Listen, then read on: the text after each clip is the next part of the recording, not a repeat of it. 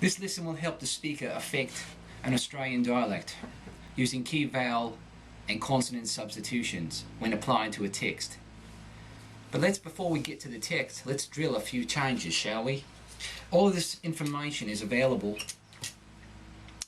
on the Show More or About section of this video. You can click on it and it'll all be listed there. So first, pronounce the final L. This is to help distinguish between Australian and a Cockney accent, which are rather similar. When you pronounce the final L, you distinguish yourself as an Australian speaker. Holes, walls, helping, until, all. With a short O, as in opposite, becomes or. Opposite, lot, body, exotic. The short E, as in set, becomes the short I, sit, end, mish, every, menstrual, possess, perception, never, next. Alright, so what you do is if you look in the Show More section, you'll see this next dialogue written out there. What you might do is pause this video, practice saying the dialogue, trying to apply these changes, and then hit play and hear me do it, and then perhaps you pause it again and try it yourself. By repeating this process a few times, it might help you affect the Australian dialect. That's the thought, anyway.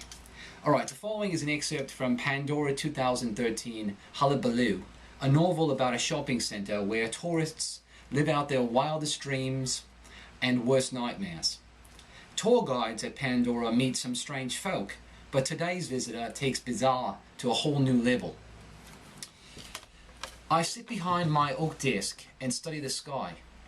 The clouds are pulling a gangbang on the sun, forcing it to set hours ahead of schedule.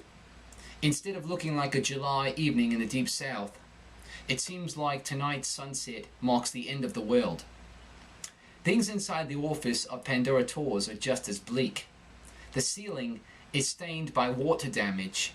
There are holes punched into the walls by disgruntled tourists.